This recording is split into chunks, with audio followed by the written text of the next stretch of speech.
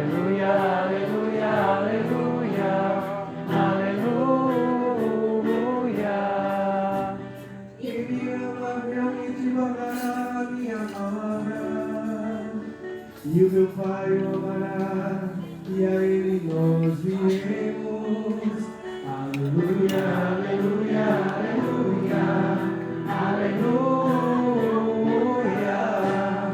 Aleluia, aleluia, aleluia, aleluia. O Senhor esteja convosco. Ele está no meio de nós. Proclamação do Evangelho de Jesus Cristo segundo João.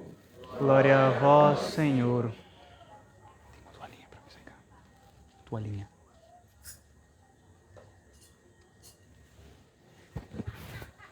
Obrigado.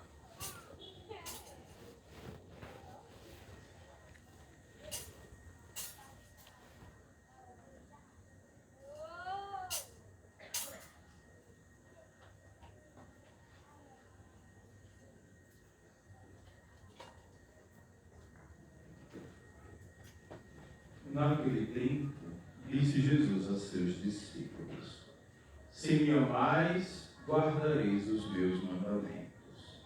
E eu rogarei ao Pai, e Ele vos dará um outro defensor, para que permaneça sempre convosco, o Espírito da verdade, que o mundo não é capaz de receber, porque não o vê nem o conhece.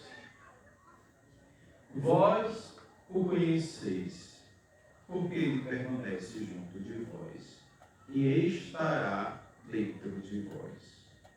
Não vos deixarei órfãos, eu virei a vós. Pouco tempo ainda, e o mundo não mais me verá, mas vós me vereis, porque eu vivo, e vós vivereis. Naquele dia sabereis que eu estou no meu Pai, e vós em mim, e eu em vós. Quem acolheu os meus mandamentos e os observa, esse me ama. Ora, quem me ama será amado por meu Pai. E eu amarei e me manifestarei a Ele. Palavra da salvação. Glória a vós, Senhor.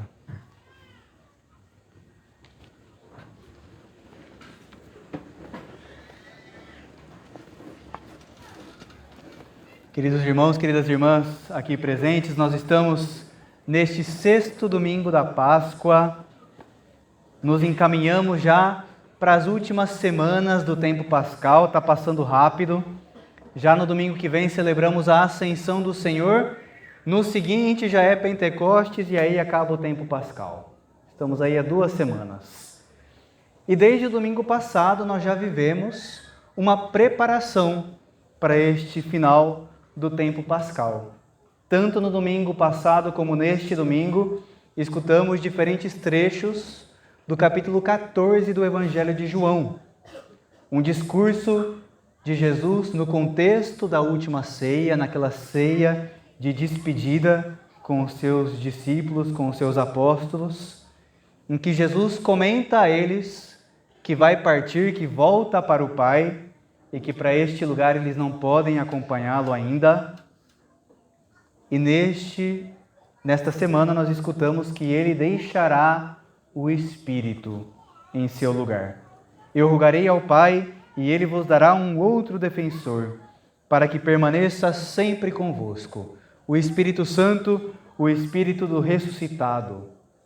E nós vimos essa ação deste Espírito, deste defensor, do Espírito de Deus, nas leituras de hoje. Em primeiro lugar, nos Atos dos Apóstolos, na primeira leitura, Filipe, não o apóstolo, um dos diáconos que foram ordenados, naquela leitura que nós escutamos no domingo passado, vai a Samaria, os apóstolos ficam em Jerusalém, e Filipe vai a Samaria, e lá anuncia a palavra de Deus, faz prodígios, faz milagres, as pessoas acreditam naquilo que Filipe diz e faz, e aí então os apóstolos ficam sabendo e enviam 2 representantes, Pedro e João, para que eles recebam o Espírito Santo.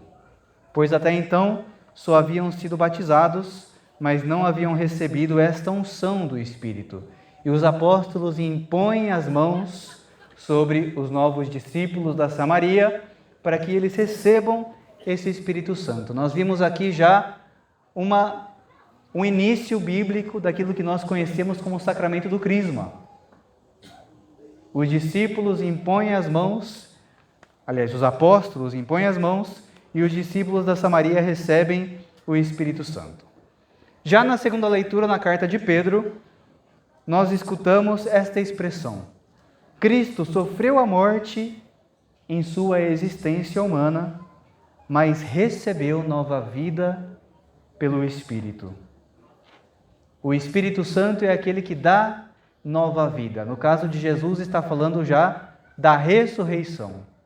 No nosso caso, também fala da ressurreição, mas, sobretudo, de consequências práticas para a vida que nós vivemos aqui na Terra. Quem recebe o Espírito Santo recebe uma vida nova já aqui na Terra, uma nova forma de viver. A leitura fala alguns exemplos. Em primeiro lugar, santificar a Deus nos nossos corações. Que no nosso coração nós sejamos capazes de glorificar a Deus, de reconhecer a sua santidade. Essa relação íntima com Deus, em que nós reconhecemos a sua grandeza e a sua santidade, em primeiro lugar. Em segundo lugar, dar razão da nossa fé, diz o apóstolo Pedro. Quem recebe o Espírito Santo dá razão da sua esperança, dá testemunho, consegue entender pela razão os conteúdos da fé, mas não só entende pela razão, dá testemunho. Quem recebe o Espírito Santo é capaz de acolher essa fé e de viver essa fé dando testemunho para o outro. Pedro também fala da mansidão, do respeito, da boa consciência. Como o Espírito Santo vai convertendo os nossos corações e vai fazendo com que nós vivamos relações fraternas baseadas nesses elementos: mansidão, respeito, boa consciência. O Espírito vai convertendo a gente, vai convertendo a nossa maneira de nos relacionarmos. E aí então ele fala uma coisa que para nós é uma ideia muito interessante. É melhor sofrer praticando o bem do que praticando o mal, diz o apóstolo. O Espírito Santo é aquele que nos leva a viver os nossos sofrimentos como Jesus viveu os seus sofrimentos. Nos converte a ponto de que nós vivemos a nossa vida e a nossa morte, os nossos momentos de morte, os nossos momentos de dor, como Jesus, praticando o bem. Na hora do sofrimento, muitas vezes a tentação é a gente praticar o mal também, né? Pagar com a mesma moeda, falar, eu já estou sofrendo, não vou aguentar mais essa. Mas o Espírito Santo é aquele que nos leva a viver também um momento de dor como Jesus. O que o apóstolo Pedro está dizendo aqui? Essa nova vida no Espírito nos leva a viver também um novo estilo de vida. Ou como os influencers gostam de colocar, né, no seu Instagram, ali nas suas redes sociais, o novo lifestyle, que é a mesma coisa, só está em inglês. Mas eles gostam de colocar em inglês, né? O Espírito Santo nos leva a viver um novo estilo de vida, um estilo de vida cristão. Jesus aqui é esse grande influenciador que nos propõe um novo lifestyle, um novo estilo de vida. Porque ele é mais do que um influenciador. Ele é muito mais do que um influenciador. Ele é aquele que nos dá o exemplo e que nos dá a vida. Que nos dá esse estilo de vida, que viveu esse estilo de vida para que nós sigamos esse estilo de vida. E aí, a pergunta que sempre surge uma e outra vez nas nossas conversas, nas confissões, no momento em que a gente está revisando a própria vida, mas como eu faço isso, Padre? Como que eu posso viver o mesmo estilo de vida de Jesus? O caminho é o Espírito.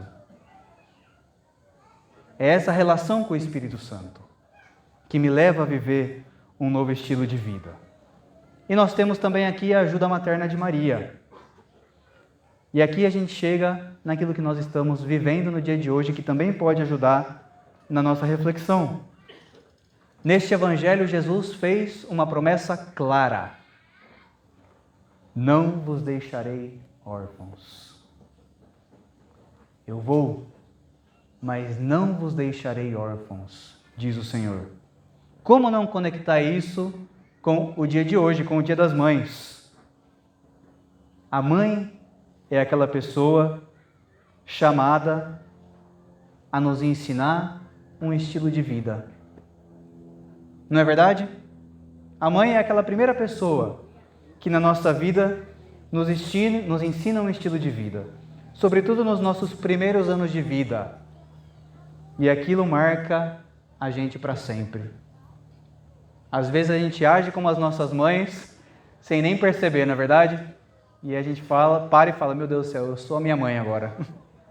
Ajo como ela. A mãe também é aquela pessoa que sofre fazendo bem para o filho. Ou pelo menos tentando ao máximo fazer o bem. Quem é mãe sabe que nem sempre consegue. E aí também a gente entende as nossas mães. Talvez tentou em algum momento, mas não conseguiu. Que é importante nós reconhecermos isso, para também conseguir perdoar a mãe quando a mãe precisa de perdão.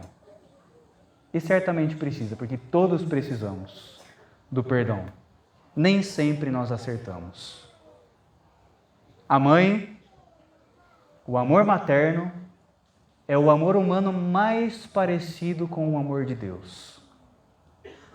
O amor de uma mãe, dentro da nossa vida humana, é o amor mais parecido com o amor que Deus tem por nós. Sem sombra de dúvida. Sem sombra de dúvida. Deus é Pai, mas na hora de definir o seu próprio amor, as Escrituras o comparam com uma mãe. E mesmo se uma mãe se esquecesse de seu filho, diz o Senhor, eu não esquecerei. Jesus, ao deixar o Espírito Santo para nós, depois da sua ascensão, para guiar a igreja, tem essa preocupação maternal, vamos dizer assim, essa preocupação de mãe, de não nos deixar desamparados. Como uma mãe, ele se preocupa que a igreja não ficasse desamparada. E deixa para nós o seu Espírito. O Espírito Santo, defensor, como uma mãe que defende, a sua igreja, que defende seus filhos. E deixa também, não podemos deixar de falar dela, neste mês e neste dia e neste santuário, deixa também a sua própria mãe. O Evangelho de João também dá este testemunho. Das últimas coisas que Jesus faz na sua vida terrena, no alto da cruz, é deixar a sua mãe para a sua igreja. É deixar a sua mãe para o discípulo amado. Eis aí a tua mãe.